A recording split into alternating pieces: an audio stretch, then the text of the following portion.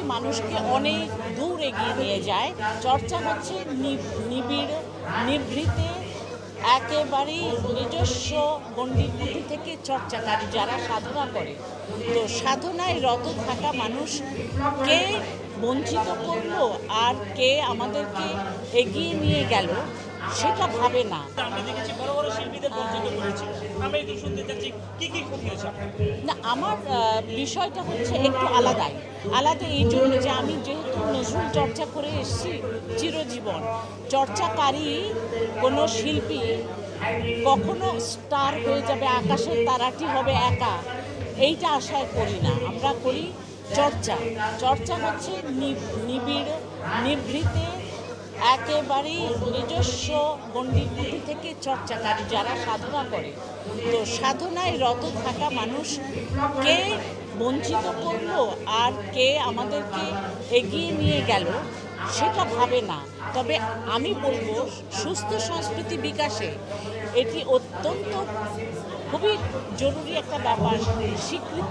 স্বীকৃতি মানুষকে অনেক দূর এগিয়ে নিয়ে যায় এবং সুস্থ সংস্কৃতি বিকাশে এই স্বীকৃতিটা অতি জরুরি একটা ব্যাপার, যেটি আমি এত যুগ পর যখনই পাই, যত কাল পরেই পেয়েছি এবং আমার এই বাংলাদেশের মানুষের কাছে আমি অনেক অনেক কৃতজ্ঞ। এবং আপনারা যারা এই অনুষ্ঠানে জড়িত সবাই, আপনাদের যে চিন্তা, এই চিন্তাটার মধ্যেই আছে খুব পরিচ্ছন্ন একটা।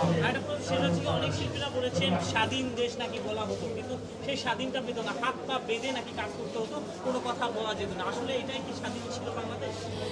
আমি তো শুধু বলবো যে আমি যেহেতু নজরুল চর্চা করি, নজরুল ছিলেন স্বাধীন চেতার মানুষ, নজরুল ছিলেন তারুণ্যের কবি। আর তরুণ মানেই হচ্ছে নতুন প্রজন্মের আগামী দিনের শুভেচ্ছা তাদের প্রতি।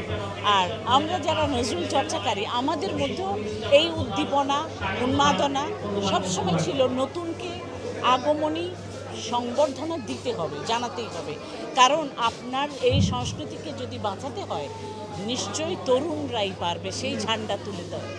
ধন্যবাদ। বাংলাদেশের কণ্ঠের কিন্তু কিছু শিল্পী ছিল, সেটা হচ্ছে আপনি একজন। আপনার গান কিন্তু শোনা যায় না। আজকে দর্শকদের উদ্দেশ্যে আমরা দুই লাইন গান শুনতে চাই।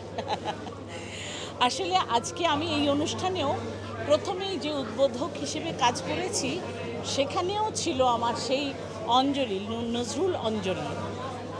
আর এরকম জায়গায় আর কিছু নয়, শুধু বলবো অঞ্জলি।